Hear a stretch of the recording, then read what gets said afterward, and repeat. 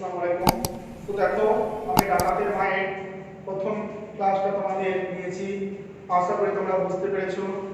আজ দ্বিতীয় ক্লাস নিয়ে হাজির হয়েছি, পরের অংশ থেকে পড়ব। তো দেখো, প্রথমেই আমরা ক্লাসে দেখেছি যে সৌখী জেলে 5 বছর চলে গেছে, তার দলের লোক 2 বছর টাকা দিয়ে গেছে তার বাড়িতে, কিন্তু বাকি 3 বছর আর টাকা দেয়নি। অভাব অনটনে সংসার চালাতে হচ্ছে। সৌখীর মা খইবিড়ি বিক্রি করে নিজের পেটটাকে চালাচ্ছে যা হোক করে কোনো ক্রমে। কিন্তু তার সৌখীর যে স্ত্রী আর সন্তান আছে তাদেরকে দেখবার মতো ক্ষমতা তার আর নেই। তাই তার স্ত্রীকে আর পুত্রকে অর্থাৎ সৌখীর স্ত্রী আর সন্তানকে বাপের বাড়ি পাঠিয়ে দিয়েছে। এই নিয়ে চিন্তা ভাবনা করছে শীতের রাত্রিতে সৌখীর মা, যে সৌখী আর কয়েকদিন বাদে ছাড়া পাবে, তো আসুক, তারপরে দেখবে তার দলের লোককে যোগ্য জবাব দেবে, আর তার বউকে রূপোর গয়না দিয়ে মুড়িয়ে রাখবে, আর তার নাতিকে কে বলবে ভিখারির ছেলে, সেটাও তার যোগ্য জবাব দেবে। ডাকাতের দলের লোককে সে যোগ্য জবাব দিয়ে ছাড়বে। এ কথাই বলতে বলতে তার মায়ের কিন্তু আর রাত্রিতে ঘুম আসছে না, ঘুম আর আসতে চায় না। রোজ রাতে এই অবস্থা, নানা ধরনের চিন্তা বৃত্তি নিয়ে তার মাথার, অর্থাৎ সৌখীর মায়ের আর ঘুম আসছে না। নানা ধরনের চিন্তা ভাবনা তার মাথায় এসে হাজির হচ্ছে। তাই সৌখীর মায়ের ঘুম আসে না। প্রতিদিন রাত্রেবেলায় ঠিক একই অবস্থা, মাথা পর্যন্ত কম্বলের মধ্যে ঢুকিয়ে না দিলে তার কোনো কালে ঘুম হয় না শীতের দিনে। আর সৌখীর মায়ের ঘুম আসে না কোনো ক্রমে। যে কম্বলটা আছে সেই কম্বলের ভিতরে সৌখীর মাকে মাথাটা পর্যন্ত ঢুকিয়ে দিতে হয়, মাথা ঢুকিয়ে তারপরে ঘুমাতে হয়, না হলে সৌখীর মায়ের কোনো ক্রমে শীতের রাত্রিতে ঘুম আসে না।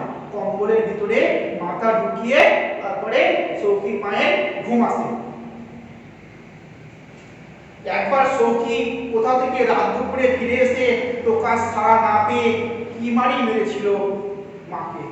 একবার সৌখী কোথা থেকে রাত দুপুরে ফিরে এসেছে, এসে টোকা মেরেছে, দরজায় টোকা মারার 3 বার টোকা মারার পর আবার একবার টোকা মেরে, অর্থাৎ তার মা দরজা খুলেনি, সারা অর্থাৎ ঘুমিয়ে পড়েছিল, গভীর নিদ্রায় ছন্ন হয়েছিল। তার জন্য দরজা না খোলার পরে সৌখী কি করেছিল, তার মাকে একবার বিরাট মেরেছিল। সে কথা আজও মনে আছে। বলে দিয়েছিল যে ফের যদি কোনোদিনও নাক মুখ ঢেকে শুধু দেখি তাহলে খুন করে ফেলে দেবো, আর তার মাকে সাবধানও করে দিয়েছিল। সে একবার দরজা না খোলায় তাকে বিশাল তার পুত্র মেরেছিল, আর পরের বারে মানা করে দিয়েছিল এরপরে যদি নাক মুখ ঢেকে শুস তো তার পরের বারে তোকে একবারে মেরেই ফেলবো। বলে দিয়েছিল বাপের বেটা তাই মেজাজ অমন করা, যেমন বাপ তার তেমন বেটা। দুজনেই খুব গম্ভীর মেজাজি, তাদের হুঙ্কার শুনলে গায়ের লোম পর্যন্ত খাড়া হয়ে যায়। আপাতমস্তক কম্বল মুড়ি দিয়ে নাক ডাকিয়ে ঘুমলেও একটা বকুনি দেবার লোক পর্যন্ত নেই বাড়িতে। গেল 5 বছরের মধ্যে, এ কি কম দুঃখের কথা। আর এখন আপাতমস্তক গা থেকে অর্থাৎ সারা শরীর, পা থেকে মাথা পর্যন্ত যদি এখন কম্বল মুড়ি দিয়ে শুয়ে থাকি, কেউ আর বলার নেই, কেউ আর কিছু বলবে না। গেল 5 বছর হয়ে গেছে, সৌখী জেলে চলে গেছে। এ কি কম দুঃখের কথা? তার মা বলছে, সৌখীর মা বলছে, এটা কি কম দুঃখের কথা? ঘুমের অসুবিধা হলেও ছেলের কথা মনে করে সে একদিনের জন্যেও নাক মুখ ঢেকে শোয়নি 5 বছরের মধ্যে। তার ঘুমে, অর্থাৎ সৌখীর মায়ের ঘুমের অসুবিধা হলেও সে ছেলের কথা মনে করে, অর্থাৎ ছেলে বলে দিয়েছিল যে এরপরে যদি কোনোদিনও নাক মুখ ঢেকে চল, যদি না সাড়া পায় একবারে মেরে ফেলবো। সেই ছেলের কথা মনে করে সে 5 বছর হয়ে গেল, কোনোদিনও তার ঘুমের অসুবিধা হওয়া সত্ত্বেও সে নাক মুখ ঢেকে কোনোদিনও আর বিছানায় শয়নি। বাইরে নোনা আতা গাছতলা শুকনো পাতার উপরে একটু খড়খড় করে শব্দ হলো, আর তার বাইরে, বাড়ির বাইরে যে পরিবেশ, সেই পরিবেশের বর্ণনা দিচ্ছে গল্পকার সুবিকান্ত পাত্র। বলছে বাইরে নোনা আতা গাছতলায় শুকনো পাতার উপর একটু খড়খড় করে শব্দ হলো। গন্ধবকুল কিংবা শিয়ালটিয়াল হবে বোধহয়। ওই শীতের রাত্রিতে বাড়ির বাইরে শুকনো পাতার খড়খড় করে শব্দ হলো। তখন সখীর মা বোধহয় ভাবলো যে নিশ্চয়ই কোনো গন্ধবকুল কিংবা শিয়ালটিয়াল হবে বোধহয়। কি খেতে যে এরা আসে বোঝা দায়। বুড়ো হয়ে শীত বেড়েছে, আগে একখান কম্বল কেমন দিব্যি চলে যেত, এই কম্বলখানা হয়ে গেছে অনেক কালের পুরনো। এর আগের বার সখী জেল থেকে এনেছিল, সে কি আজকের কথা? বলছে ওই যে গন্ধবকুল শিয়ালটিয়াল গুলো কি যে খেতে আসে তার বোঝা যায়। বুড়ো হয়েছে, সুতো বেড়ে গেছে, আগে একখান কম্বল কেমন দিব্যি চলে যেত। সখীর মায়ের বয়স বেড়ে গেছে, সে বুড়ো হয়েছে, বৃদ্ধ বয়স তার বেড়ে গেছে, অর্থাৎ খুব বৃদ্ধ হয়ে গেছে। আগে শীতকালে তার একটা কম্বলেই চলে যেত, কিন্তু এখন এই কম্বলখানা হয়েছে অনেক কালের পুরনো। আর যে কম্বলটা আছে সে কম্বলটা অনেক পুরনো, পাতলা হয়ে গেছে। এর আগের বার সখী এই কম্বলটা জেল থেকে এনেছিল। আগের বারে যখন জেলে বন্দী ছিল, ছাড়া পাওয়ার পর এই কম্বলখানা সখী জেল থেকে নিয়ে এসে তার মাকে দিয়েছিল। সে কি আজকের কথা? সে কি আজকালকার কথা? সে অনেক দিন, অনেক পুরনো কথা, অনেক পুরনো সে কম্বলের কথা তুলে ধরেছে সখীর মা। কম্বলখানার বয়স ক বছর হবে তার হিসাব করতে গিয়ে বাধা পড়ে, টপ টপ করে টাকা পড়ার মতো শব্দ যেন কানে এলো। সেই কম্বলের বয়স ক বছর হবে তার হিসাবটা চিন্তা ভাবনা করতে যাবে বা করছে, ঠিক এমন সময় সখীর মায়ের দরজায় টপ টপ করে টাকা মারার শব্দ হলো। টিকটিকির ডাক বের হয়। হাতি পাকে পড়লে ব্যাঙেও লাথি মারে। বলছে সে সখীর মা ভাবছে নিশ্চয়ই কোনো টিকটিকি ডাকছে। তখন একটা বাঘ ধরার প্রচলন দিচ্ছে, একটা প্রবাদ বাক্য দিচ্ছে যে হাতি যদি পাকে পড়ে ব্যাঙেও তাকে লাথি মারে। বলছে হাতি একটা শক্তিশালী পশু, সে শক্তিশালী একটা পশু যদি পাকে পড়ে যায়, জব্দ হয়, তখন ব্যাঙেও তাকে লাথি মেরে চলে যায়। ঠিক সখীর মায়ের অবস্থাও ঠিক সেরকমই হয়েছে। এর টিকটিকিটা শুদ্ধ খুনসুরি আরম্ভ করেছে মজা দেখবার জন্য করে নে, আর টিকটিকিটা সেই আওয়াজ করেই যাচ্ছে টপ টপ করে। তখন বলছে টিকটিকিটা খুব খুনসুটি আরম্ভ করেছে, ঝগড়ুটি আরম্ভ করেছে, ছেলে মানুষে আরম্ভ করেছে যে করে নে, মজা দেখবার জন্য করে নে। সে টিকটিকির উপর দোহাই দিচ্ছে, না তাহলে টিকটিকি না তো আওয়াজটা ক্ষণক্ষণে টিনের কপাটের উপর টোকা মারবার শব্দ। এতক্ষণ সেই বাড়িতে মনে হচ্ছে যে টিকটিকির শব্দ করছিল, কিন্তু তারপরে খানিকক্ষণ আবার শব্দ হলো। তারপরে বললো না, এ তো টিকটিকির শব্দ নয়, এ তো সেই টিনের শব্দ, টিনের কপাটের উপর টোকা মারার শব্দ। বুড়ি উঠে বসে। ঘর গরম রাখার জন্য সে আগুন করেছিল মেঝেতে, সেটা কখন নিভে গেছে। আর শীতের রাত্রিতে ঘরটাকে গরম করার জন্য আগুন জ্বালিয়েছিল, সেই আগুনটা কখন যে নিভে গেছে তার আর চেতনা ছিল না। কিন্তু তার ধোঁয়া ঘরের অন্ধকারকে আরো জমাট করে তুলেছে। কিন্তু আগুনটা নিভে গেছে, কিন্তু তার যে আগুনের ধোঁয়া, সেই ধোঁয়াটা পুরো ঘরটাকে জমাট করে অন্ধকার করে দিয়েছে। এতদিনে কি তাহলে দলের হতভাগাগুলোর মনে পড়েছে সখীর মায়ের কথা? সে তখন মনে মনে ভাবছে দরজায় যেহেতু টোকা মারা শব্দ হয়েছে, নিশ্চয়ই কি সেই দলের হতভাগাগুলোর এতদিনে সখীর মায়ের কথা মনে হয়েছে, দলের লোককে নিশ্চয়ই টাকা দিতে এসেছে। সখীর মা মনে মনে ভাবছে। আবার দরজায় দুটো টোকা পড়লো, আবার দরজায় দুটো টোকা পড়লো, দরজায় আবার কড়া মারলো, টোকার শব্দ হলো। আর সন্দেহ নেই, অনেক দিনের অনভ্যাসের পর এই সামান্য ব্যাপারটা বুড়ির মনের মধ্যে একটু উত্তেজনা এনেছে। আর তার সন্দেহের অবকাশ ছিল না। অনেকদিন পর এই যে টোকা মারার শব্দ, সেই টোকা মারার শব্দ তার বুড়ির মনে, অর্থাৎ সখীর মায়ের মনে একটা আবেগ, উত্তেজনার সৃষ্টি করে দিয়েছে। তবু বলা যায় না কে না কে এসেছে, দরজায় যেহেতু টোকা মারছে, বলা যায় না যে কে না কে এসে এত রাত্রিতে, গভীর রাত্রিতে দরজায় টোকা মারছে। সখীর মা আস্তে আস্তে উঠে দরজার পাশে গিয়ে দাঁড়ায়। সখীর মা ওই রাত্রিতে, শীতের রাত্রিতে আস্তে আস্তে গিয়ে দরজার পাশে গিয়ে উঠে দাঁড়ায়। বন্ধ কপাটের ফাঁক দিয়ে বাইরের লোকটাকে দেখবার চেষ্টা করলো, আর ওই বন্ধ কপাট, দরজা বন্ধ আছে, সেই বন্ধ কপাটের ফাঁক দিয়ে বাইরে যে লোকটা আছে সেই লোকটাকে দেখবার চেষ্টা করলো। লোকটাও বোধহয় কপাটের ফাঁক দিয়ে ভেতরে দেখবার চেষ্টা করছে, আর ওই লোকটাও বোধহয় বাইরের কপাট দিয়ে ভিতরে কি আছে ভিতরে দেখবার চেষ্টা করছে। বাইরে ঘুটঘুটে অন্ধকার, কিছু দেখা যায় না, বিড়ির গন্ধ নাকে আসছে। বাইরে ঘুটঘুটে অন্ধকার, সৌখীর মা যতই দরজার ফাঁক দিয়ে বাইরের লোকটাকে দেখার চেষ্টা করে কিন্তু দেখতে পায় না, কারণ বাইরেটা খুব ঘুটঘুটে অন্ধকার হয়ে আছে। কেবলমাত্র বাইরের লোকটা যে বিড়ি খাচ্ছে তার সেই বিড়ির গন্ধটাই তার নাকে আসছে। আবার টোকা পড়ল দুটো, আবার দুটো টোকা পড়ল পরপর সেই দরজায়। এবার একবারে কানের কাছে, এবারে সেই দরজা গোড়ায় দরজার সামনে দাঁড়িয়ে আছে, একবারে কানের কাছে টোকা পড়লো। এ টোকা পড়বার কথা ছিল না, অবাক কাণ্ড।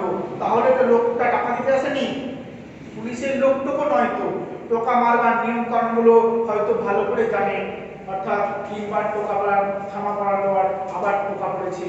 সেই টোকা মারার যে নিয়ম কানুনগুলো সৌখীর মায়ের জানা আছে। এ তো দলের লোকও নয়, এ তো পুলিশের লোকও নয়। সৌখী ছাড়া পাবার যে এখনো বহু দেরি, আর সে জানে, ভালোভাবে জানে যে সৌখী তো এখন ছাড়া পাবে না, কিন্তু এ তো সৌখীর টোকা মারার নিয়ম, এ তো ছেলের টোকা মারার নিয়ম। সৌখী ছাড়া নিশ্চয়ই পুলিশের লোক, তবে তুমি যেই হও টাকা দিয়ে নিশ্চয়ই নিয়ে নেবো। সে তখন মনে মনে ভাবছে নিশ্চয়ই এটা পুলিশের লোক, সৌখীর মা ভাবছে। সে বড় করে ভাবছে তুমি যেই হও যদি টাকা দাও তাহলে নিয়ে নেব। তারপর অন্য কথা, কথা বলতে হবে সাবধানে, দলের কারো নাম না বলার লোক দিয়ে বেরিয়ে না পড়ে যাচ্ছে। পুলিশের লোক, কথা বলতে হবে সাবধানে, খুব সাবধানে কথা বলতে হবে। দলের লোকের কথা যদি আবার মুখ দিয়ে বেরিয়ে যায়, পুলিশের লোক তো জেরা করতেও পারে, তাই সাবধানে পুলিশের সঙ্গে কথা বলতে হবে। দরজা খোলার আগে পর্যন্ত সৌখীর মা এরকম ভাবনা চিন্তায় রত। হঠাৎ মনে পড়লো হুড়কো খুলবার আগে 10 বার নিঃশ্বাস ফেলবার কথা। সেই সৌখী বলে গেছে যে হঠাৎ করে দরজা খুলবি না, দরজা খোলার আগে 10 বার নিঃশ্বাস ফেলবি। সেই 10 বার নিঃশ্বাস ফেলার কথা হঠাৎ করে মনে পড়লো। মানসিক উত্তেজনা, নিঃশ্বাস পড়ছেই না তা গুনবে কি? মানসিক উত্তেজনা, তার একটা মানসিক উত্তেজনা আবেগের সৃষ্টি করছে। কে দরজার বাইরে দাঁড়িয়ে আছে? দরজা খোলার পরে কাকে সে দেখতে পাবে? পুলিশের দলের লোক না ডাকাতের দলের লোককে দেখতে পাবে? এই মানসিক উত্তেজনায় তার নিঃশ্বাস, শ্বাস প্রশ্বাস বন্ধ হয়ে আসছে। সে কি করে সেই 10 বার নিঃশ্বাস গুনবে ক্রমে ক্রমে?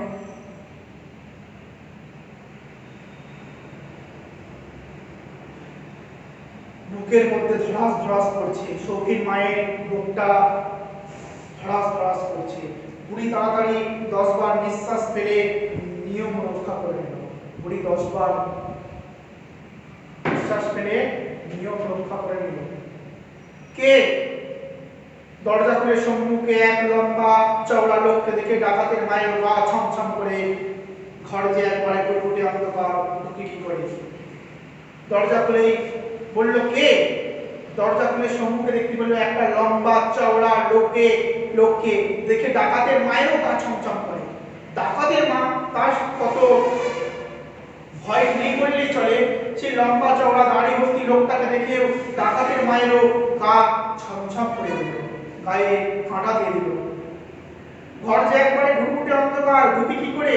কে? সৌখী? ও মা তুই? আমি ভাবি কে না কে। তখন সৌখীর মা বলছে কে? সৌখী? ও মা তুই এসেছিস? অর্থাৎ নিজের ছেলে বাড়ি ফিরে এসেছে, সৌখী বাড়ি ফিরে এসেছে। আমি ভাবি কে না কে, আমি তো ভাবনা চিন্তায় রত, কে না কে এসেছে।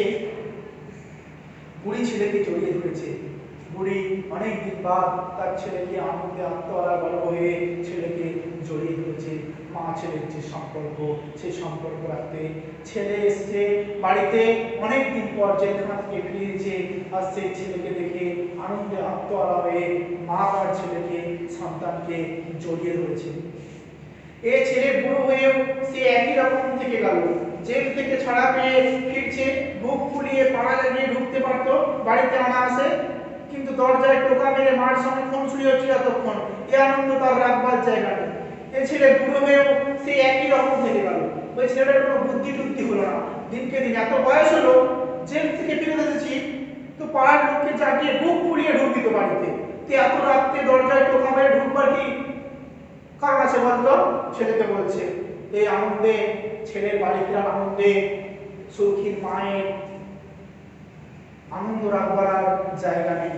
সে আত্মহারা হইল গর্বে আনন্দে। ছেলে বাড়ি ফিরে এসেছে, সেই আনন্দে আত্মহারা হয়ে এসেছে। লাট সাহেব জেল দেখতে গিয়েছিল, আমার কাজ দেখে খুশি হয়ে ছেড়ে দেওয়ার হুকুম দিয়ে দিল। জেলের যে লাট সাহেব, জেলের যে দারোগা বাবু, সে জেল দেখতে এসেছিল, অর্থাৎ বড় পুলিশ অফিসার হবে, সে জেল দেখতে গিয়েছিল। আর আমার কাজ দেখে, আমি জেলখানায় যে কাজ করছিলাম, আমার সেই কাজে খুশি হয়ে লাট সাহেব আমাকে ছেড়ে দেবার হুকুম দিল। খুশি আর কি, হেড জমাদার সাহেবকে টাকা খাইয়েছিলাম, সেই সুপারিশ করে দিয়েছিল জেলার বাবুর কাছে, তাই বেশি ডেমিশন পেয়ে গেলাম। আচ্ছা তুই কুপিটা জ্বালতে আগে, তারপর সব কথা হবে। হেড জমাদার সাহেবকে অনেক টাকা খাইয়েছিলাম, সেই সুপারিশ করে আমাকে জেল থেকে জামিন দিয়ে ডেমিশন পেয়ে গেলাম, অর্থাৎ জামিন পেয়ে গেলাম। আচ্ছা তুই আগে বাতিটা জ্বালতে, অর্থাৎ কুপিটা, অর্থাৎ লম্ফ, লাইট, হারিকেনের মতো হবে কিছু, ওই লম্ফ টাইপের, বলছে ওই লম্ফটা জ্বালতো আগে, তারপর সব কথা হবে। ঘর অন্ধকার দেখাচ্ছে। দরকারের চাইতে জোরে কথাগুলো বললো সৌখী, যাতে ঘরের ঘটনা সকালে শুনতে পায়। তারপর মাকে কেরোসিন তেলে টেবিলটাকে খুঁজতে সাহায্য করবার জন্য দেশালাইয়ের মাটি তুলে তুলে ধরে। তারপর মাকে ওই কেরোসিনের যে জার, কেরোসিনের যে বোতলটাকে খুঁজে পাওয়ার জন্য অন্ধকারে দেশালাইয়ের কাঠি জ্বালিয়ে মাকে সাহায্য করে সৌখী, যাতে ওই লম্ফটা, অর্থাৎ লাইটটা জ্বালতে পারে। বুড়ি এতক্ষণে আলোতে মুখ দেখতে পেল ছেলে। বুড়ি অর্থাৎ লম্ফ জ্বালানোর পর সে আলোতে সে তার ছেলের মুখ দেখতে পেল। চুলে বেশ পাক ধরেছে, এবার তাই বাপের মুখের আদল ধরা পড়েছে ছেলের মুখে। সৌখীর চুলে পাক ধরেছে, দাড়ি সব পেকে গেছে, তাই সৌখীর মা দেখতে থাকলো তার বাপের মতনই দেখতে হয়েছে ছেলেটা। তার বাপের মুখের যে আদল, বাপের মুখের ছাপ সৌখীর মুখে ধরা পড়েছে। রোগা রোগা লাগছে যেন। সৌখীটার তো বাপের মতো চলে গেলে শরীর ভালো হয়, তবে এবারে এমন কেন? ছেলের চোখের চাউনি, ঘরের দৌড় দেওয়াল পর্যন্ত কি যেন খুঁজছে, কাজের খুঁজছে, সে কথা আর বুড়িকে বুঝিয়ে বলে দিতে হবে না। রোগা রোগা লাগছে জেলখানায় গিয়ে। তো সৌখীর বাপের তো এরকম হয় না, জেলখানায় গিয়ে শরীরটা খুব ভালোই থাকে। এবারে কি এবারে কি খাওয়া জেলেতে ভালো হয়নি? কিন্তু সৌখীর দু চোখে যেন কাউকে চার দেয়ালের মধ্যে খুঁজে বেড়াচ্ছে। তার চোখের মধ্যে যেন চাউনির মধ্যে বোঝা যাচ্ছে এই বাড়ির মধ্যে সে কাউকে খুঁজে বেড়াচ্ছে। কাদের খুঁজছে সে কথা বুড়িকে বুঝিয়ে বলে দিতে হবে না। সে তার স্ত্রী আর পুত্রকে খুঁজছে, এ কথা মায়ের মা, অর্থাৎ সৌখীর মা বুঝেই গেছে। তার জন্য বলছে কাকে খুঁজছে সে কথা আর বুড়িকে বুঝিয়ে বলে দিতে হবে না। হ্যাঁ রে, জেলে তোর অসুখ বিসুখ করেছিল নাকি? সৌখীকে জিজ্ঞাসা করছে, তুই এত রোগা হয়ে গেছিস জেলে, জেলে কি খাবার টাবার দেয় নাকি ভালো করে? তোর কি জেলে কোনো অসুখ টসুখ হয়েছিল নাকি? সৌখীর মা সৌখীকে জিজ্ঞাসা করছে। সৌখী এ প্রশ্ন কানে তুলতে চায় না, জিজ্ঞাসা করে, এদের কাউকে দেখছি না। সৌখী এই প্রশ্ন কানেই তুলছে না, সে প্রশ্ন করে, এদের কাউকে দেখছি না। প্রতি মুহূর্তে বুড়ি এই প্রশ্নের ভয় করছিল। জানা কথা যে জিজ্ঞাসা করবে, তবু বউ বাপের বাড়ি গিয়েছে। প্রতি মুহূর্তে বুড়ি এই প্রশ্নের ভয়টাই করছিল যে তার স্ত্রী পুত্রের খোঁজ সে কখন নেবে। ঠিক সে তার স্ত্রী পুত্রের খোঁজ নিল, আর তখনই সৌখীর মা অর্থাৎ বুড়ি বলল যে তারা তার বাপের বাড়ি গেছে। হঠাৎ বাপের বাড়ি? সৌখী বলল, হঠাৎ বাপের বাড়ি গেছে? এতদিন পর বাড়ি ফিরতে ছেলে? তখনই সব কথা খুলে বলে তার মেজাজ খারাপ করে দিতে চায় না। দলের লোক টাকা দেয় না, এই সমস্ত কথা হলো ওদের অভাব অনটনের দিনের কথা। এখনই বলে পুরুষ মানুষের রাগ, অর্থাৎ মরদের রাগ, পুরুষ মানুষের রাগ বলমেজাজি রাগকে এখনই খেপিয়ে দিতে চায় না। এই তো মাত্র ছেলে জেলখানা থেকে ঘরে এসেছে, তার জন্য সবকিছু গোপন করে রাখলো সৌখীর মা। শুনে এখন হয়তো ছুটবে রাগের মাথায় দলের লোকের সঙ্গে বোঝাপড়া করতে। এত রাত্রে যদি আমি দলের লোকের কথা বলি যে দলের লোকেরা টাকা দিয়ে যায় না, তাতে অভাব অনটন দেখা দেওয়ার জন্যই তার স্ত্রীকে সন্তানকে তার বাপের বাড়িতে পাঠিয়ে দিতে হয়েছে। এখনই যদি আমি এই কথাটা বলে দিই তাহলে নিশ্চয়ই সে তার দলের লোকের কাছে বোঝাপড়া করতে এত রাতে ছুটে চলে যাবে। নাতি আর বইয়ের শরীর খারাপের কথা এখনই বলে কাজ নেই। নাতি আর বইয়ের শরীরের কথাটা এখনই আর বলবো না, এখন আর বলে কোনো কাজ নেই।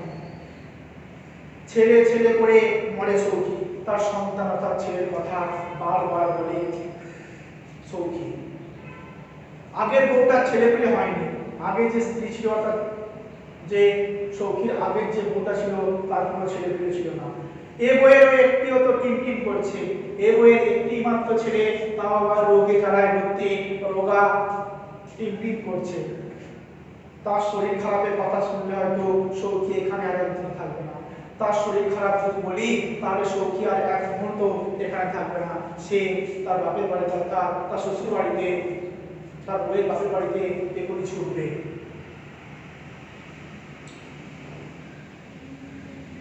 এতদিন পরে এলো, একদিনও কাছে রাখতে পারবো না, খেয়ে দিয়ে জিগিয়ে সুস্থির হয়ে থাকুক এক আধ দিন, তারপর সব কথা আস্তে আস্তে বলা যাবে। এতদিন পর সৌখী জেলখানা থেকে ফিরে এলো, একদিনও কি কাছে রাখবো না ছেলেকে? খেয়ে দিয়ে জিগিয়ে সুস্থির হয়ে থাকুক এক আধ দিন, খেয়ে দিয়ে নিয়ে জিরিয়ে নিয়ে তার শরীরে বিশ্রাম হোক, তারপরে আস্তে আস্তে সেই কথা সব বলবো। কেন মেয়েদের কি মা বাপকে দেখতে ইচ্ছা করে না একবারও? তখন তার মা উত্তর দিল, সৌখীর মা, কেন মেয়েদের কি বাপ মাকে দেখবার একবার ইচ্ছা করে না? না না, তাই কি বলছি নাকি? অপ্রতিভের চেয়ে হতাশ চেয়ে বেশি সৌখী তার বাড়ি ফিরবার আনন্দ অর্ধেক হয়ে গিয়েছে মুহূর্তের মধ্যে।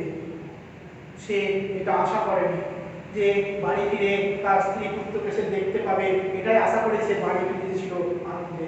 কিন্তু বাড়ি ফিরে সে তার নিজের পুত্র অর্থাৎ সন্তান এবং স্ত্রীকে দেখতে পায়নি।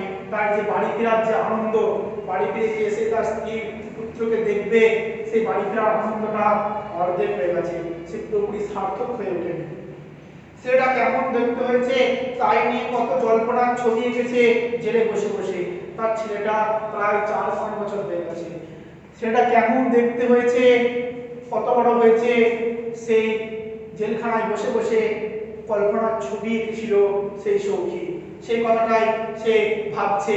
আর তার বাড়ি ফিরার যে আনন্দ, সেই বাড়ি ফেরার আনন্দটা একবারে অর্ধেক হয়ে গেছে।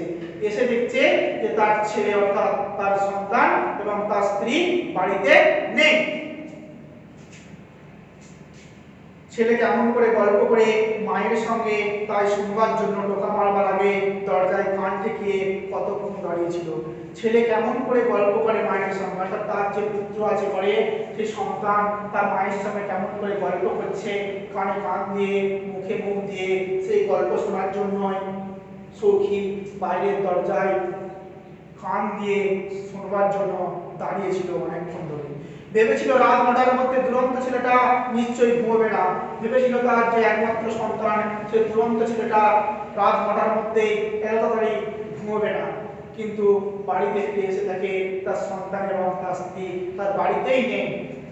সে মনে মনে ঠিক করে ফেলে যে কালই সে যাবে শ্বশুর বাড়ি বউ ছেলেকে নিয়ে আসতে।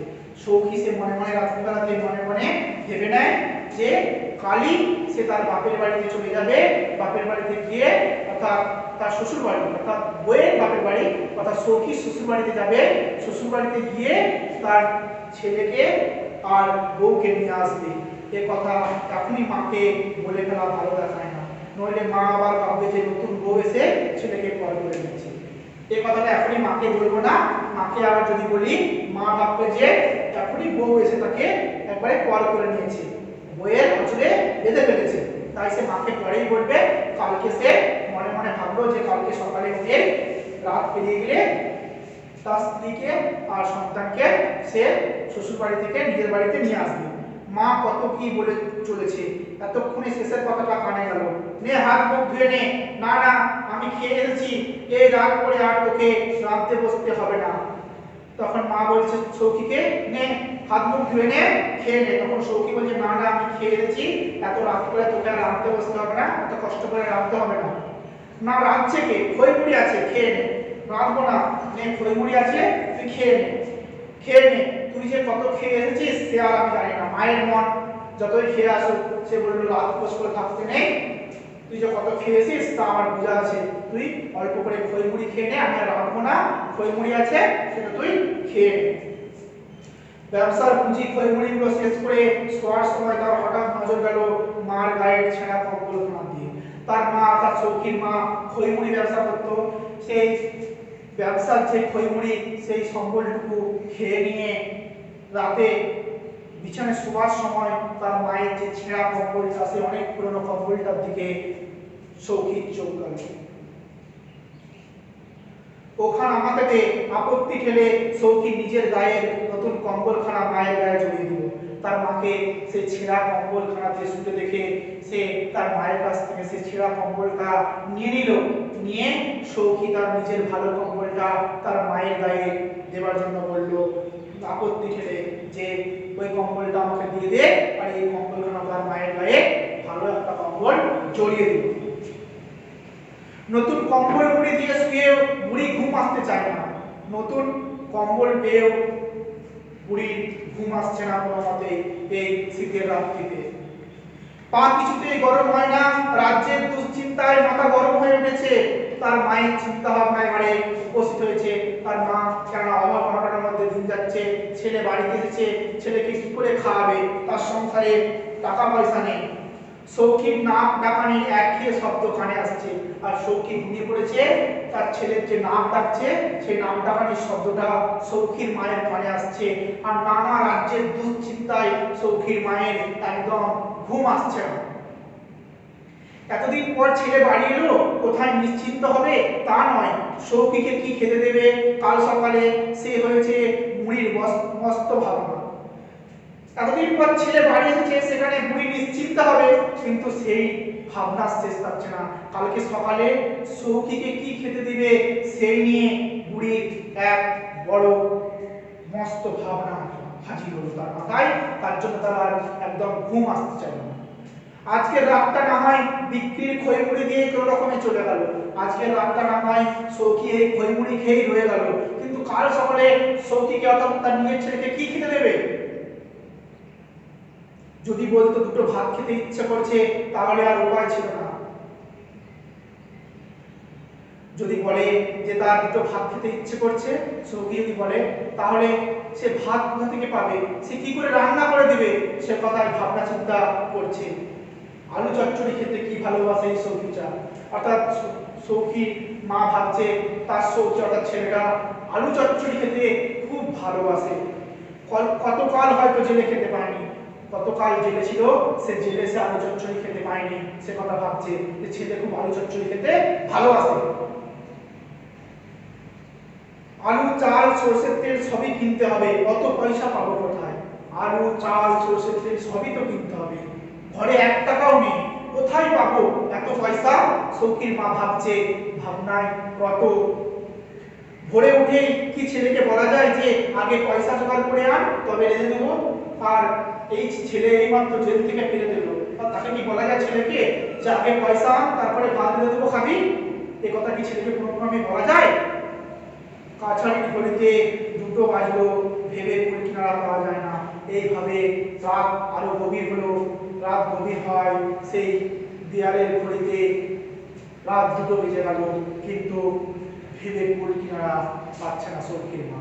কি করবে? মনে পড়লো যে পেশকার সাহেবের বাড়ি রাজমিস্ত্রি লেগেছে। সেই ঘুমের চিন্তায় ঘুম আসছে না, সেই চিন্তারত অবস্থায় তার মনে পড়ে গেল যে মাতারি পেশকারের বাড়িতে রাজমিস্ত্রি কাজে লেগেছে।